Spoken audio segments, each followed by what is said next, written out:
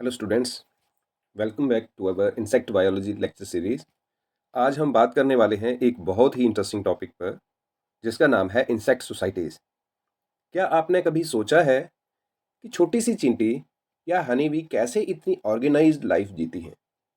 कैसे हजारों इंडिविजुअल्स एक साथ मिलकर बिना किसी कन्फ्यूजन और कंट्रोवर्सी के काम करते हैं? एंट्स, टर्माइट्स और हनी बीज ये ऐसे इंसेक्ट्स हैं जो हमें सिखाते हैं कि टीम वर्क या डिवीजन ऑफ लेबर या सोशल ऑर्गेनाइजेशन कैसे होता है, और इसके बेस्ट एग्जाम्पल हैं। तो इस वीडियो में हम जानेंगे कि इंसेक्ट सोसाइटीज़ क्या होती हैं, यू सोशैलिटी क्या है, डिवीजन ऑफ लेबर कैसे काम करता है, और इनकी एवोल्यूशनरी इंपॉर्टेंस क्या है। तो वीडियो को एंड तक जरूर देखें, क्योंकि यह टॉपिक आपके लिए, आपके एग्ज़ाम्स के लिए बहुत इंपॉर्टेंट है और कॉन्सेप्ट्स को मजबूत बनाएगा। तो आओ स्टार्ट करते हैं हम इंट्रोडक्शन से। अब इंसेक्ट सोसाइटीज़ जो हैं, इंसेक्ट सोसाइटीज़ का मतलब है कि इंसेक्ट अकेले नहीं, बड़े सारे इंडिविजुअल जो है वो मिलकर एज ए टीम काम करते हैं। पर कई ऐसे इंसेक्ट्स भी हैं जो अकेले अपना सर्वाइवल करते हैं, जैसे कि अपना फूड इकट्ठा करना, अपना शेल्टर ढूंढना या बनाना, और रिप्रोडक्शन के बाद जो है वो अपने जो उनके लार्वे हैं उनकी फीडिंग करना और उनकी स्टेजेस को देखना और उसको एडल्ट बनने तक हेल्प करना और उनको सपोर्ट प्रोवाइड करना। तो आज जो हम डिस्कस करने वाले हैं, हम सॉलिटरी इंसेक्ट्स की, सॉलिटरी लाइफ की बात नहीं करेंगे, हम बात करेंगे सोसाइटी की। जो इंसेक्ट्स जो है वो अकेले नहीं, बल्कि एक दूसरे के लिए काम करते हैं, या कुछ चीज़ों के लिए जो है वो दूसरों पे डिपेंड करते हैं, और कुछ चीज़ें जो है वो दूसरों को प्रोवाइड करते हैं। तो यहाँ इन स्पीसीज़ के बारे में हम डिस्कस करने वाले हैं। तो ये स्पीसीज जो है वो हाईली ऑर्गेनाइज्ड होती हैं, सोसाइटी में रहती हैं और कॉम्प्लेक्स कॉलोनीज बनाती हैं, जिसके अंदर डिवीजन ऑफ लेबर होती है और उनका कोऑपरेटिव बिहेवियर होता है। तो ऐसे इंसेक्ट्स को हम सोशल इंसेक्ट्स कहते हैं। और सोसाइटी जो है इंसेक्ट्स की, सोसाइटी जो है इंसेक्ट्स की, ये कुछ एडवांस्ड ग्रुप्स होते हैं, जैसे कि हनी बीज हो गए, एंट्स हो गए और टर्माइट्स हो गए।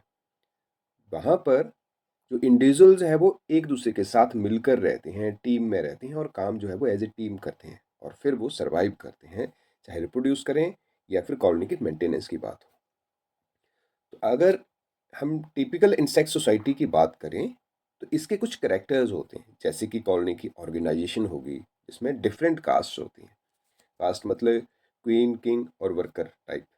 फिर उसमें डिवीजन ऑफ लेबर होती है, जो उसके मेंबर्स जो हैं वो, वर्कर जो है वो अलग अलग काम करते हैं, जैसे फूड लाना, शेल्टर बनाना, शेल्टर ढूंढना, और दूसरी कॉलोनी की मेंटेनेंस करना। फिर कोऑपरेटिव ब्रूड केयर, जो ब्रूड है, जो बच्चे हैं, उनकी देखभाल करना। ओवरलैपिंग जनरेशन लिविंग टुगेदर, मतलब जो जनरेशन्स हैं, बड़ी सारी जनरेशन जो हैं वो हर रोज जो है वो एग लेइंग होती रहती है, बड़े सारे एग्स की।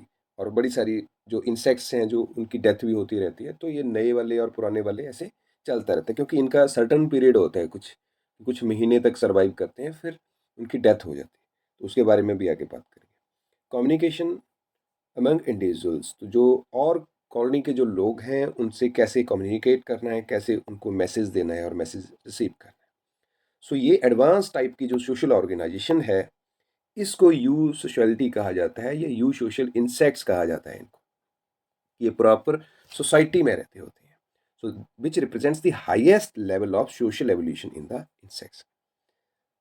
अब social organization in honey bees की बात करते हैं, हनी बीज में सोशल ऑर्गेनाइजेशन कैसी होती है। तो हनी बीज जो है वो जीनस एपिस में आता है, और among the best example of you social insects.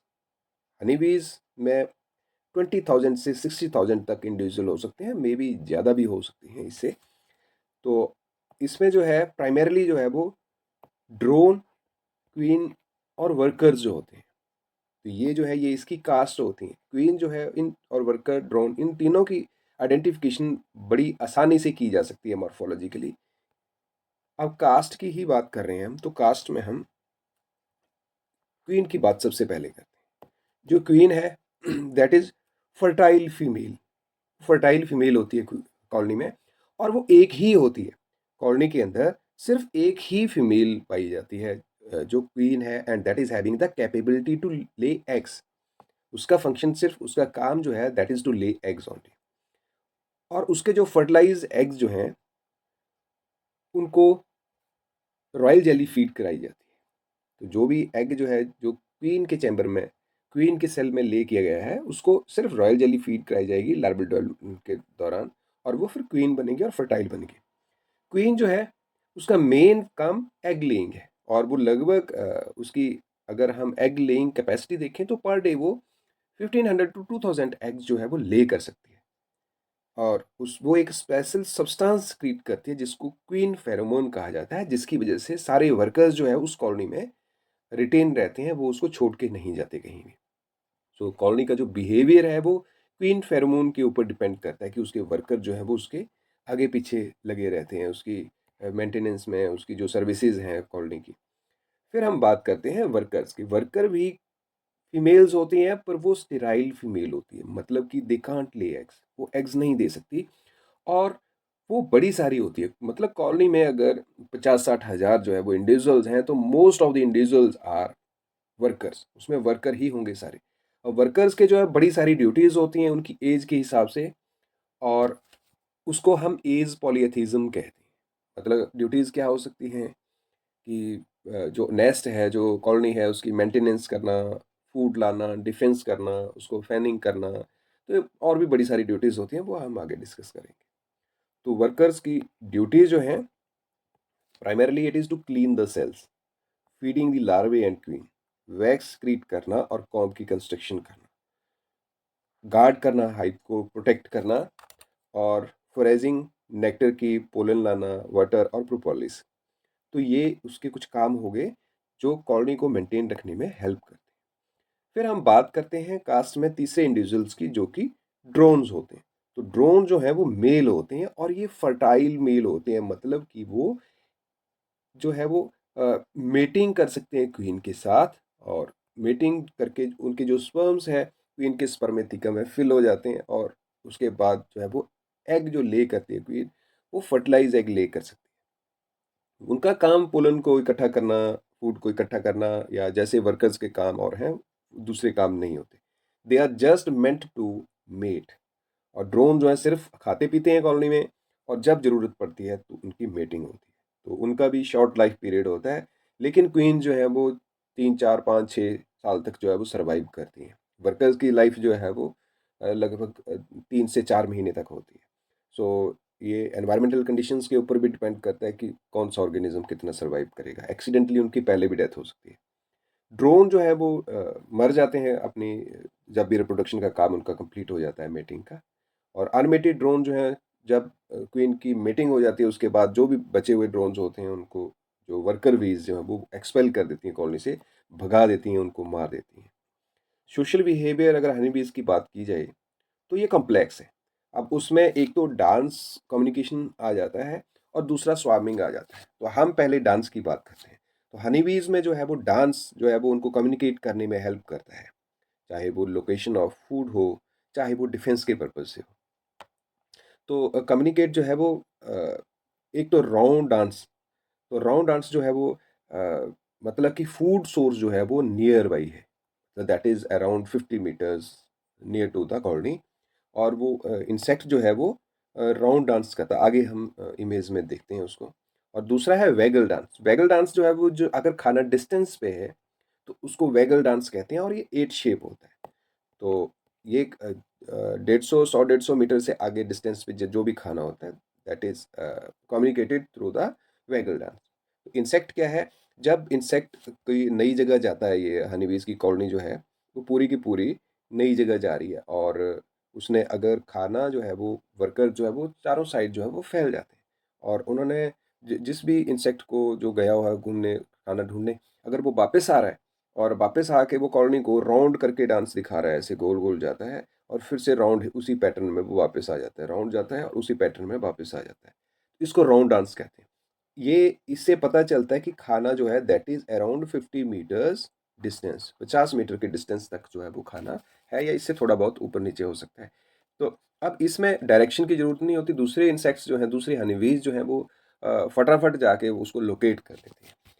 तो दूसरा जो है वो पैटर्न है, दैट इज वैगल डांस, ये 8 शेप होता है। तो इंसेक्ट जो है वो जब अपनी कॉलोनी में आ जाता है तो वो जब वो 8 शेप में डांस करता है, जब सेंटर लाइन में आता है तो वो अपना एब्डोमेन हिलाता है और फिर वापस मुड़ के दूसरे पाथ में आता है और फिर सेंटर में उसी पैटर्न में पेट हिलाता है और वो फिर से पुराने वाले को रिपीट करता है, फिर अगले वाले को रिपीट करता है। तो ऐसे करके जो है वो वैगल डांस परफॉर्म करता है। इससे जो बाकी की हनी बीज जो है उनको पता चल जाता है कि जो फूड का सोर्स है वो कौन सी कितने डिस्टेंस पे है और कौन सी डायरेक्शन में है। तो उससे उस एंगल पे जो डांस कर रही है हनी बी, वो उससे पता लगा लेते हैं, कम्युनिकेट कर लेते हैं कि किस डिस्टेंस पे और किस डायरेक्शन में और कितने डिस्टेंस पे जो है वो खाना अवेलेबल है। तो ये राउंड और वैगल डांस जो है वो खाने का पता लगाने के लिए, फूड सोर्स का पता लगाने, फूड सोर्स क्या है इनका, नेक्टर है जो इन्होंने फूलों से इकट्ठा करना है। तो ये जो है वो वैगल डांस और राउंड डांस के थ्रू जो है वो कम्युनिकेट कर देते हैं। फिर दूसरा बिहेवियर आ गया, दैट इज स्वार्मिंग। स्वार्मिंग का मतलब कि जब जो कॉलोनी जो है वो बड़ी हो गई, अब 50-60 हज़ार या 70 हज़ार से ज़्यादा इंडिविजुअल्स हो गए कॉलोनी में, तो अब कॉलोनी को डिवाइड करना है और 2 कॉलोनीज बनानी है। तो जब ये दूसरी जगह को डिवाइड होके कहीं और जगह जाना चाहती है कॉलोनी, तो उनको पता नहीं है कि कहाँ जैसे हमारे सुटेबल प्लेस होगा। तो कुछ देर के लिए ये जो है वो किसी प्लेस पे जहाँ पे ये रेस्ट करती है, कॉलोनी चली गई और बाकी हनी बी जो है वो अपना सुटेबल प्लेस ढूंढने के लिए इधर उधर जो है वो लोकेशन के लिए चली गई हनी बी। तो कुछ देर के लिए वो इंडिविजुअल जो है, जो पूरी कॉलोनी जो है वो एक वेट करती है उन जो बाकी के वर्कर बीज जो है जो गए हुए लोकेट करने के लिए। और वो थोड़े टाइम का, थोड़े आवर्स का जो है वो ये रेस्ट हो सकती है वहाँ पे। तो उस टाइम जो है इसको स्वार्मिंग कहा जाता है। So when the hive becomes overcrowded, old queen leaves with group of workers to establish new colony. So इस बिहेवियर को जो है वो स्वार्मिंग बिहेवियर कहा जाता है। तो जब फूड अबंडेंस में हो, फूड रिसोर्सेज ज़्यादा हो, तो स्वार्मिंग बिहेवियर एग्जिबिट करती होती है हनीबीज। फिर है कोऑपरेटिव ब्रूड केयर बिहेवियर। मतलब कि ये हनी बीज जो है वो वर्कर बीज तो स्टेराइल है, वो एग ले नहीं कर सकती, पर जो एग ले क्वीन ने किए होते हैं, अभी ये उनकी केयर करती है, उनको फीड करती है, उनको प्रोटेक्ट करती है लार्वे को, ताकि जो है वो उनकी डेवलपमेंट जो है वो प्रॉपर हो सके और आगे वाली जनरेशन जो है वो प्रॉपरली बढ़ सके। सो इसको कोऑपरेटिव ब्रूड केयर बिहेवियर कहा जाता है। तो अब हम एंट्स की बात करते हैं। एंट्स में सोशल ऑर्गेनाइजेशन होती है, ये भी प्रॉपर है, हनीबीज की तरह ही होती है। तो इन एंट्स में क्या होता है कि ये हर जगह पाए जाते हैं, अर्थ के हर कॉर्नर में पाए जाते हैं। अगर हम अगर किसी घर में है तो घर के अंदर भी पाए जाते हैं, बाहर भी पाए जाते हैं, घर के फर्स्ट फ्लोर में भी पाए जाते हैं, टॉप फ्लोर पे भी पाए जाते हैं। अगर जहाँ मर्जी हम पेड़ पे देखें तो पेड़ के ऊपर भी हमें एंट्स मिल जाएंगी। तो एंट कॉलोनी जो हैं वो बड़ी ज़्यादा बड़ी साइज़ में होती हैं और ranging from dozen, few dozen to million of individuals. अब इसमें लाखों करोड़ों के हिसाब से जो है वो इंडिविजुअल्स हो सकते हैं। तो जो एंट्स हैं वो बड़ी ज़्यादा होती हैं नंबर में, और ये भी ब्रूड केयर को का बिहेवियर जो है वो शो करती है। और इनके इनके भी जो कास्ट होती हैं, इनमें भी मेल फीमेल होते हैं, इनमें भी सोल्जर वर्कर्स वाला कंसेप्ट होता है। तो यहाँ पे हम इमेज में देख पा रहे हैं कि मेल को एलेट कहते हैं, क्वीन एंट है, लार्वे है, फिर रिप्लीट हैं, वर्कर्स हैं, सोल्जर्स हैं, सुपर मेजर्स हैं। तो इनके बारे में हम थोड़ा थोड़ा सा आगे डिस्कस करते हैं। अब कास्ट में हम सबसे पहले जो है वो क्वीन की बात करते हैं।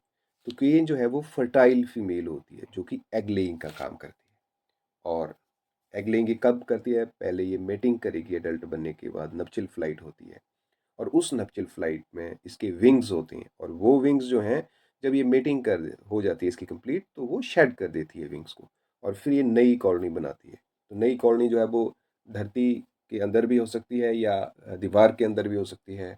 जहाँ भी इसको जो है वो डार्क साइड मिलता है, ये वहाँ पे अपनी नेस्टिंग बिहेवियर स्टार्ट कर देती है। वर्कर जो है वो स्टेराइल फीमेल होते हैं, इनमें भी हनी बीज की तरह, मतलब कि वो एग ले नहीं कर सकते और कॉलोनी के दूसरे काम करते हैं, जैसे कि फॉरेजिंग करना, खाना ढूंढना, नेस्ट बनाना, फीडिंग करना लार्वे की, केयरिंग करना क्वीन की और लार्वे की, और नेस्ट को क्लीन रखना, साफ सुथरा रखना। तो ये कुछ ड्यूटीज हैं जो कि वर्कर्स परफॉर्म करती हैं। फिर है सोल्जर्स। सोल्जर जो हैं ये स्पेशलाइज्ड वर्कर्स होते हैं, जो कि जिनके लार्ज हेड होते हैं और स्ट्रॉन्ग मैंडिबल होती हैं, माउथ पार्ट्स जो हैं वो स्ट्रॉन्ग होते हैं काटने के लिए। तो उनका रोल जो है main, that is for defence, और प्रेडेटर्स से बचाते हैं एंट्स को। तो it is about the soldiers. अब सोशल बिहेवियर क्या है एंट्स में, कि वो कॉपरेशन करते हैं और ऑर्गेनाइज्ड बिहेवियर है उनका। तो केमिकल कम्युनिकेशन की बात करते हैं। अब जो एंड्स हैं वो फेरोमोन्स के थ्रू जो है वो केमिकल्स के थ्रू जो है वो कम्युनिकेट करती हैं, और उनके लिए वो ट्रेल गाइड बन जाता है। जहाँ से एक चींटी क्रॉस की है, वहाँ से दूसरी चींटी भी उसी पाथ को फॉलो करती है। अब हम यहाँ पे ये इमेज में देख पा रहे हैं कि जहाँ जिस रास्ते से एक चींटी चली हुई है उससे ही बाकी सारी उसको फॉलो कर रही हैं। वो ऐसा नहीं कोई स्टेट कोई यहाँ से जा रहा है कोई यहाँ से जा रहा है, जब तक कि उनके कोई आगे हिंड्रेंस ना आ जाएगा और कोई रुकावट आ गई तो वो उस रूट को बदल के कहीं और से, पर सारी उस ट्रेल को फॉलो करेंगे। तो ये कुछ एक ऐसा केमिकल सक्रीट करती है जिसके थ्रू जो है वो बाकी उसको फॉलो करके उसको कम्युनिकेट करती है एक दूसरे के साथ। तो इसको केमिकल ट्रेलिंग कहते हैं। फिर कोऑपरेटिव फूड कलेक्शन। अब आपने देखा होगा कि एंट्स जो हैं वो अपने से बड़े साइज का फूड जो है वो उठा लेती होती है, और अकेली एक नहीं उठाती, उसमें सारी मिलजुल की। अब बड़ी सारी ऐसी चींटियां भी होती हैं जो फूड को खींच रही होती हैं, और बड़ी सारी ऐसी भी होती हैं जो उस पे चढ़ के उसको मतलब सपोर्ट करती हैं, अपनी कंट्रीब्यूशन करती हैं। और कई जो है उसको पुल करती हैं, कई उसको पुश करती हैं। तो ऐसे करके ये सारा बिहेवियर इनका कोऑपरेटिव बिहेवियर है। ये कोऑपरेटिव फूड जो है उसको कलेक्शन में हेल्प करती है। फिर है नेस्ट कंस्ट्रक्शन। अब जो एंट्स हैं वो अपना नेस्ट बनाती है, और नेस्ट जो है वो ज़मीन के अंदर भी हो सकता है या और कोई किसी दूसरी जगह भी हो सकता है। वो एंट्स की टाइप के ऊपर डिपेंड करता है कि कौन सी टाइप की एंट है। तो ये टनल्स भी बना सकती हैं, चैम्बर्स भी बना सकती हैं, और ये नेस्ट जो है वो ब्रूड चैम्बर्स बनते हैं। इसमें फूड स्टोरेज एरिया होता है और लिविंग स्पेस होता है जिसमें जो एंट्स जो है वो रहती हैं। तो ये एक ऐसी एंट की टाइप है जो लीव्स के जो है वो उनको सूचर करके, उनको जॉइंट करके, उनकी सिलाई करके जो है उनको जॉइंट कर देते हैं, और अपना एग लेइंग के लिए, अपने रहने के लिए ये उसमें स्पेस बना लेती हैं, अपना नेस्ट बना लेती हैं। और ये अर्थ के अंदर, अर्थ का माउंड है जहाँ पे जो अ, इनके निकलने की जगह, जो इनका डोर है, गेट है, जिससे ये बाहर अंदर जो है वो निकलती है। अगर अगर ये वाला माउंट देखा जाए तो ये अर्थ के नीचे जो है वो बहुत ज़्यादा फैला हुआ होता है। अभी यहाँ पे आप ये इस वाली इमेज में देख पा रहे हैं कि यहाँ ये गोल गोल जो ये क्या बने हुए, ये सारे चैम्बर्स हैं और ये इनके चैनल्स हैं, ये सारे रास्ते बने हुए। तो इसमें माउंड के अंदर क्या किया कि कुछ केमिकल जो चॉक पाउडर या जिसको हम पीओपी कहते हैं, वो लिक्विड बना के उसमें डाल दी सारी, और जब सारी सारे चैम्बर्स के अंदर चली गई और वो ड्राई हो गई, हर्ड हो गई, तो उसके बाद इस प्लेस की जो है वो खुदाई करके जो रिसर्चर्स ने सारी मिट्टी हटा दी, और ये हमें ऐसा ऐसा स्ट्रक्चर देखने को मिल गया जो इनका सारा घर है। तो it is nest of the ends. फिर इनमें फार्मिंग बिहेवियर भी देखने को मिलता है। अब ये एंड्स जो हैं वो अपने फूड के लिए कि दूसरे ऑर्गेनिजम्स को, दूसरे इंसेक्ट्स को जो है वो पालती हैं। तो ये इनकी अपनी एग्रीकल्चरल प्रैक्टिस है। तो ये कुछ लीफ कटर एंड्स हैं, वो क्या करती हैं, कुछ फंजाई को पालती हैं और उन फंजाई से फूड लेती हैं। अब एंड्स जो है वो अब एग्रीकल्चरल बिहेवियर जो है वो एग्जिबिट कर रही है। तो ये एक दिन में नहीं, इसमें बड़े सारे साल लग गए इसको, ये वाली प्रैक्टिस को इनको इवॉल्व करते करते। तो ये फंजाई को, फंगस को जो है वो अ, पालती हैं, फंगस की खेती करती होती है। और कुछ हार्डिंग इंसेक्ट्स होते हैं जैसे एफिड्स हैं, तो एफिड्स को ये पालते हैं। और एफिड जो है वो आपको पता होगा कि नेक्टर जो सैप होता है, प्लांट की सैप, जैसे कि प्लांट की जो टहनी है उसके ऊपर एफिड जो है वो लग जाते हैं, और अपनी जो उनकी माउथ पार्ट्स होते हैं उसमें जो सॉफ्ट प्लांट का जो सॉफ्ट पार्ट होता है, अ, जो उसकी ब्रांच होती है या लीव्स होती हैं, उनमें उनमें से सैप सक करके जो है वो अपना फूड लेते हैं। अब एंट जब आती है तो एंट क्या करती है, एंट इसको इरिटेट करती है एंट। और जब इसको इरिटेट करेगी तो ये एक ड्रॉप निकाल देगा उस सैप की, जो इसने लिक्विड जो है वो सक किया होगा प्लांट से। और वो स्वीट होता है या जो उसके उसमें न्यूट्रिएंट वैल्यू होती है, और एंट उसको खा लेती है। तो एंट अपने आप प्लांट से सैप सक नहीं कर सकती उसकी ब्रांच से, तो वो इन एफिड्स के थ्रू जो है वो उस फूड को लेती है। ये प्रैक्टिस जो है ये एंट्स में बड़ी कॉमन होती है, और वो एफिड्स को ट्रांसपोर्ट करने में हेल्प करती है, और इन रिटर्न उसका वो फूड उससे कलेक्ट करती होती है। तो ये उसकी कोऑपरेटिव जो एग्रीकल्चरल फार्मिंग प्रैक्टिस है। तो एफिड्स को एंट्स की कऊ भी कहा जाता है। इनको क्या कहा जाता है, एंट कऊ कहा जाता है, एंट कऊज। अब दूसरी चीज़ ये है कि ये एफिड जो है वो जो नेक्टर या सैप प्रोड्यूस करते हैं, वो सैप जो है इसको कई बार एफिड मिल्क भी कहा जाता है। तो ये सुगरी होता है और इसको हनी ड्यू भी कहते हैं। और जो एफिड्स हैं ये लाइव स्टॉक की तरह, कैटल्स की तरह काम करते हैं इनके लिए, एंट्स के लिए। फिर उसके बाद अगर हम यहाँ इमेज में हम एफिड और एंट्स को देख पा रहे हैं। सोशल ऑर्गेनाइजेशन इन टर्माइट्स, तो टर्माइट्स में हम सोसाइटी बिहेवियर देखते हैं। तो टर्माइट्स जो है वो आइसोप्टेरा में आते हैं और ये हाईली सोशल बिहेवियर है इनका भी, हनीबीज और एंट्स की तरह। तो इनको वाइट एंट्स भी कहा जाता है, but they are not closely related to ants, और ट्रू एंट्स भी नहीं कहते हैं इनको, but they are known as white ant. तो इसमें हम इमेज में देख पा रहे हैं कि इसमें भी हमें बड़ी सारी जो है वो कास्ट दिखती है, डिवीजन ऑफ लेबर दिखती होती है। डिवीजन ऑफ लेबर में वर्कर्स भी हो सकता है, जो मेन क्वीन है इसकी वो भी हो सकती है, और यहाँ पे क्वीन है, फिर प्राइमरी किंग है, सेकेंडरी क्वीन है, विंग्ड रिप्रोडक्टिव है, तो मैंडिबुलर सोल्जर्स हैं। तो ये बड़े सारे इसमें फर्दर कास्ट आ जाती है। टर्माइट्स की कॉलोनी की बात करें तो इसमें नंबर ऑफ इंडिविजुअल जो है वो ये थाउजेंड्स के हिसाब से भी हो सकते हैं और मिलियंस के हिसाब से भी हो सकते हैं, तो बड़े सारे होते हैं। तो टर्माइट जो है वो एक टर्मिट एरिया कहते हैं उसको, टर्माइट माउंड बनाती है, मिट्टी का टीला सा होता है ऊंचा सा, और उसके अंदर उसका सारा हाउसिंग फैसिलिटीज़ होती हैं, गैलरीज होती हैं, तो चैनल्स होते हैं। अब इसकी कास्ट की बात करते हैं, तो सबसे पहले बात होगी क्वीन की। तो क्वीन जो है ये रिप्रोडक्टिव फीमेल होती है और बहुत बड़ी होती है साइज में बाकी इंसेक्ट्स के कंपैरिजन में, और लगभग पर डे जो है ये 30 से 40 हज़ार एग जो है वो डेली ले कर सकती है। और इसकी बॉडी इतनी भारी होती है, इतनी स्वलन होती है, तो इसको हम फाइसोगैस्ट्रिज्म कहते हैं। एब्डोमेन जो है वो स्वलन होता है, तो इसमें एग प्रोडक्शन की कैपेसिटी जो है वो बहुत ज़्यादा होती है। सो शी बिकम्स इमोबाइल, वो हिलजुल नहीं सकती ज़्यादा, मोटिलिटी नहीं कर सकती, तो सेंट्रल चैम्बर के अंदर ही रहती है, और उसको जो है वो वर्कर्स अटेंड करते हैं, हेल्प करते हैं, सारे जितने भी काम उसने करने होते हैं। तो यहाँ पे हम इमेज में देख पा रहे हैं कि ये क्वीन जो है वो कितनी बड़ी है, और बाकी वर्कर्स इसके सामने कितने छोटे छोटे हैं। तो यहाँ पे इस इमेज में ऊपर देख पा रहे हैं हम कि बहुत बड़ी क्वीन है ये, और इसके टर्माइट क्वीन जो है वो प्राइमरी रिप्रोडक्टिव फीमेल है ये, और एब्डोमन इसका जो है वो एनलार्ज होता है, नॉर्मली एनलार्ज है। So this is why she can lay thousands of leg per day. तो अब थोड़ा सा हम इसका रिकैप ले लेते हैं कि रिप्रोडक्टिव आउटपुट क्या होती है इस क्वीन की। तो फाइसोगैस्ट्रिक क्वीन कहते हैं इसको, मतलब एग लेइंग मशीन है ये, जो कि 36 हज़ार से लेके 40 हज़ार तक जो है एग्स पर डे ले कर सकती है। मॉर्फोलॉजिकल चेंजेस क्या आते हैं इसमें, क्यूटिकल ट्रांसफॉर्म हो जाती है इसकी, आर्थ्रोडियल मेम्ब्रेन जो है वो ग्रोइंग, और एब्डोमिनल क्यूटिकल स्ट्रेच हो जाती है to accommodate the massive developed ovaries. तो इसकी ओवरीज जो है वो बहुत ज़्यादा डेवलप और लार्ज हो जाती है।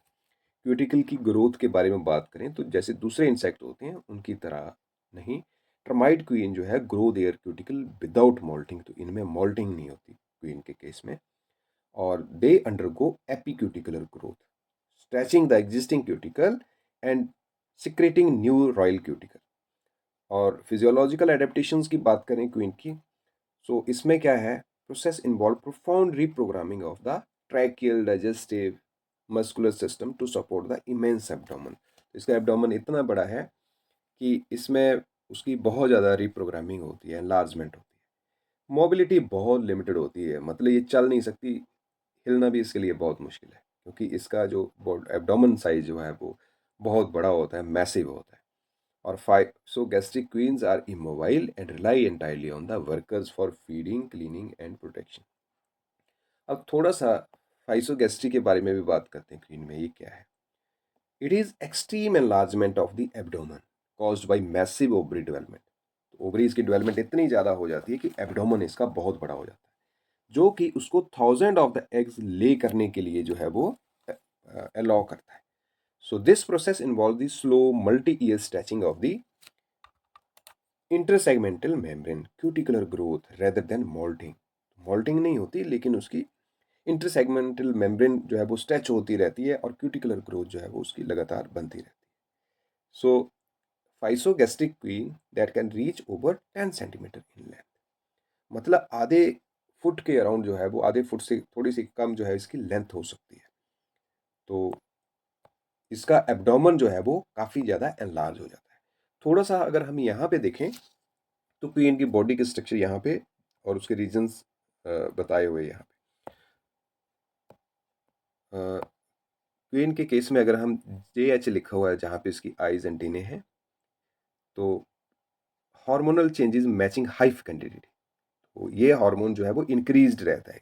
ग्रीन एरोहेड बनाया ऊपर की तरफ को, मतलब जुवेनाइल हार्मोन इसका काफ़ी हाई लेवल पे रहता है। फिर टेगुमेंट की स्ट्रेचिंग की बात है, मॉडिफाइड ट्रैकियल सिस्टम की बात है, फिर रॉयल फैट है इसके अंदर डिपॉजिट हो जाती है, हाई एग लेइंग रेट हो जाता है इसका पर डे, फिर कोलेट्रल ग्लैंड जो है और उनकी स्क्रीशंस, फिर स्पर्मेथिका एनलार्ज हो जाता है स्पर्म स्टोरेज के लिए, फिर ओवरिन डेवलपमेंट और ओविडक्ट जो है वो सेक्रेटरी एक्टिविटी लगातार बना के रख देते हैं, और reprogramming of the midgut and queen microbiota. तो ये सारी चीज़ें इसको जो है वो बड़े अच्छे से काम करती हैं सारी। अगर हम इसका किंग के साथ कंपैरिजन करें तो किंग कंपैरेटिवली काफ़ी छोटा होता है क्वीन से। अब किंग और क्वीन का हम यहाँ इमेज देख पा रहे हैं, तो ये क्वीन है और ये किंग है। तो किंग जो है वो बहुत छोटा है और क्वीन का ये सारा का सारा ये एब्डोमेन है, इसका पेट है, ये इसका थोरैक्स है और ये इसका हेड है। तो एब्डोमेन काफ़ी बड़ा हो जाता है और उसकी स्ट्रेचिंग होती है। वर्कर्स की थोड़ी सी हम एक बार रिकैप कर लें। वर्कर जो है वो फीडिंग का काम करते हैं, कंस्ट्रक्शन और रिपेयर का काम करते हैं नेस्ट का, केयरिंग का काम करते हैं एग्स और लार्वा का, और फूड की गैदरिंग का काम करते हैं। तो ये वुड और सेलुलोज के ऊपर फीड करती है। सो बहुत ही ज़्यादा नुकसान वाला काम कर देती है, इकोनॉमिक लॉस करती है। या नेचर में ये जो पुराने पेड़ जब जंगल में गिर जाते हैं तो उनके सड़ने में हेल्प करती है, डिकम्पोज करने में हेल्प करती है। तो वहाँ पे ये हेल्प भी करती है पर नुकसान भी करती है, जब ये फर्नीचर के केस में हम देखें तो ह्यूमन के लिए। सोल्जर को हम देखें तो सोल्जर जो है वो प्रोटेक्शन का काम करते हैं कॉलोनी में, उनके मैंडिबल जो है काफ़ी ज़्यादा स्ट्रांग होते हैं। तो colony from predators such as ants, ants इनकी कॉलोनी को अटैक कर सकती हैं, इनके फूड को चुरा सकती हैं, तो सोल्जर्स उनसे बचाते होते हैं, या कोई दूसरा भी प्रेडेटर हो सकता है। उनके लार्ज मैंडिबल जो हैं वो डिफेंस में हेल्प करते हैं। मैंडिबल्स के अलावा ये केमिकल्स भी यूज़ करते हैं अपनी डिफेंस में। अब सोशल बिहेवियर देखें टर्माइट्स का, तो इनमें भी कोऑपरेटिव बिहेवियर होता है। नेस्ट कंस्ट्रक्शन करते हैं, ये रातों रात जो है वो अपने नेस्ट की फॉर्मेशन कर लेते हैं, उनको टर्माइट माउंट्स कहते हैं। उसमें प्रॉपर वेंटिलेशन सिस्टम होता है, टेम्परेचर को रेगुलेट कर सकते हैं, ह्यूमिडिटी को रेगुलेट कर सकते हैं। सो ये काफ़ी, इनकी इंजीनियरिंग स्किल जो है वो काफ़ी अच्छी होती है। फूड शेयरिंग जिसको ट्रफल एक्सेस कहते हैं, वो भी एग्जिबिट करते हैं। तो वर्कर जो है वो शेयर करते हैं फूड को कॉलोनी मेंबर्स के साथ, उस प्रैक्टिस को ट्रफल एक्सेस कहते हैं। So equal distribution of the food and nutrients is there. Trophallaxis जो है वो वाइटल है म्यूचुअल एक्सचेंज के लिए, न्यूट्रिएंट सब्सटेंसेस के लिए, और सलीबा की शेयरिंग करते हैं ये। Hindgut fluid among colony members, enabling social cohesion and sharing of the symbiotic microorganism necessary for digesting food। तो इन सारी चीज़ों की ये शेयरिंग करके जो है वो कॉलोनी की इंट्रैक्शन को बढ़ाते हैं, जो नेसेसरी भी है। और टू प्राइमरी मेथड्स हैं इसके, एक तो है स्टोमोडियल, माउथ टू माउथ, और दूसरी है एनस टू माउथ। तो ये दो टाइप की जो है वो शेयरिंग रहती है, एक माउथ टू माउथ, एक एनस टू माउथ। और ये गट सिम्बायोट्स या न्यूट्रिएंट्स की प्रॉपर एक्सचेंज के लिए जो है वो ज़रूरी है। यहाँ पे हम एक डायग्राम के हिसाब इससे देख पा रहे हैं हम कि ट्रॉफल एक्सिस जो है वो क्वीन और लार्वा के बीच में हो रही है, और दूसरे में हम देख पा रहे हैं कि दो एडल्ट एंट्स हैं वो आपस में शेयर कर रहे हैं, और तीसरा है कि किसी दूसरे इंसेक्ट्स के साथ, that may be with ants, तो चींटियों के साथ जो है वो टर्माइट्स शेयर कर पा रहे हैं, और प्लांट्स के साथ जो है वो केमिकल्स को शेयर कर पा रहे हैं। तो ये सारे के ट्रॉफल एक्सिस के टाइप्स हैं कि कौन किसके साथ शेयर कर पा रहा है। तो ये सोशल इंटरेक्शन भी एग्जिबिट करता है। पहले वाला पेरेंटल केयर एग्जिबिट कर रहा है जो क्वीन और वर्कर के बीच में हो रही है। दो वर्कर के बीच में ये किन है, इनके बीच में शेयरिंग हो रही है, ये पैरासिटिक रिलेशन या म्यूचुअल रिलेशनशिप को एग्जिबिट करता है। तो ये सारी की सारी जो है वो ट्रोफोलिक्सिस वाला बिहेवियर है। फिर सिम्बायोटिक डाइजेशन है। अब टर्माइट्स जो है वो सेलुलोज को डाइजेस्ट करती हैं, जिसको हम नहीं डाइजेस्ट कर पाते, और सेलुलोज जो है वो वुड का मेन कंपोनेंट है, प्लांट मटेरियल है। तो इसके लिए उनको माइक्रो ऑर्गेनिज्म जो उनकी गट के अंदर होता है उसके ऊपर डिपेंड रहना पड़ता है सेलुलोज डाइजेशन के लिए। एक थोड़ा सा हम कंपैरिजन देख लेते हैं तीनों जो इंसेक्ट्स हैं, हनी बीज, एंड्स और टर्माइट्स। तो कॉलोनी साइज जो है वो हनी बीज का जो है वो थाउजेंड्स में होता है, और अगर हम एंड्स का देखें तो 1000 टू मिलियंस में, और टर्माइट्स का भी 1000 टू मिलियंस में होता है। रिप्रोडक्टिव मेंबर्स की बात करें तो इसमें क्वीन और ड्रोन होते हैं, इसमें क्वीन और मेल्स होते हैं और इसमें क्वीन और किंग होते हैं। तो क्वीन जो है वो हनी बीज की जो है वो 4 से लेके 6 साल तक सर्वाइव करती है। ड्रोन जो है वो मेटिंग के बाद उनकी डेथ हो जाती है। एंड्स में जो है क्वीन सर्वाइव करती है, मेल्स भी सर्वाइव करते हैं और काफ़ी टाइम तक, सालों तक ये चलता रहता है। और टर्माइट्स के केस में क्वीन भी काफ़ी सालों तक सर्वाइव करती है और काफ़ी हैवी होती है और किंग उसके साथ में हमेशा रहता है, उसकी डेथ नहीं होती। मतलब बहुत जल्दी नहीं डेथ होती जैसे कि हनी बीज के केस में होता है। वर्कर जो हैं इनमें स्टेराइल फीमेल्स होते हैं, एंड्स में स्टेराइल फीमेल्स होते हैं, लेकिन टर्माइट्स में स्टेराइल फर्टाइल दोनों हो सकते हैं। और सोल्जर्स की बात करें तो हनी बीज में वर्कर्स ही सोल्जर का काम करती हैं, डिफेंस का काम करती हैं। एंड्स में प्रेजेंट होते हैं बड़ी सारी स्पीसीज में, कुछ में नहीं भी हो सकते हैं। और टर्माइट्स में सोल्जर प्रेजेंट होते हैं। कम्युनिकेशन डांस लैंग्वेज के थ्रू करती है या फेरोमोन्स या केमिकल सब्सटेंसेस के थ्रू करती है। और एंड्स जो है ये केमिकल कम्युनिकेशन होती है, फेरोमोन्स के थ्रू होती है, और टर्माइट्स में भी फेरोमोन्स के थ्रू होती है। नेस्ट हनीबीज के केस में हाइव होता है जो कि वैक्स के कॉम्ब से बना होता है। और एंड्स के लीफ में भी हो सकता है, अंडरग्राउंड भी हो सकता है। और टर्माइट्स में टर्माइट माउंड या उसको टर्मिटेरिया कहते हैं। तो वैसा वैसा उनका नेस्ट रहता है। एवोल्यूशनरी सिग्निफिकेंस की बात करें इंसेक्ट सोसाइटीज़ की, so they have efficient division of labour और इम्प्रूव डिफेंस अगेंस्ट प्रेडेटर्स। तो अपने प्रेडेटर्स से अपनी कॉलोनी को बचाती भी हैं। फूड कलेक्शन का और स्टोरेज का बहुत अच्छा मैकेनिज्म डेवलप किया हुआ है इन्होंने। और higher survival rate of offspring, तो ऑफस्प्रिंग्स की ज़्यादा केयर होएगी तो सर्वाइवल के चांसेस भी उसके बढ़ जाते हैं। और एनवायरमेंटल एडेप्टेशन जो है इनकी बहुत एफिशिएंट होती है, बड़ी एफिशिएंटली जो है ये एनवायरनमेंट को अडेप्ट कर जाते हैं। So because of these advantages, insects जैसे कि एंड्स, टर्माइट्स हो गए और हनी बीज हो गए, सो बड़े सारे टेरेस्ट्रियल इकोसिस्टम्स को डोमिनेट करते होते हैं। तो स्टूडेंट्स, आज हमने डिटेल में समझा इंसेक्ट सोसाइटीज़ के बारे में, कैसे इंसेक्ट्स अपनी कॉलोनीज़ में ऑर्गेनाइज्ड होके रहते हैं, डिवीज़न ऑफ लेबर एग्जिबिट करते हैं और एक स्ट्रॉन्ग सोशल इकोसिस्टम बनाते हैं। अगर आपको यह लेक्चर हेल्पफुल लगा हो तो वीडियो को लाइक, शेयर और चैनल को सब्सक्राइब जरूर करें। आप अपने डाउट्स और आंसर कमेंट बॉक्स में लिख सकते हैं, मैं उन्हें ज़रूर देखूंगा। तो नेक्स्ट लेक्चर में हम एक और इम्पॉर्टेंट टॉपिक पढ़ेंगे जो इंसेक्ट डिसीजेज़ है, जिसमें हम समझेंगे कि इंसेक्ट्स में होने वाली डिजीज़ या पैथोजन का क्या रोल रहता है और बायोलॉजिकल कंट्रोल में इनका क्या यूज़ है। So stay connected and keep learning. Thank you.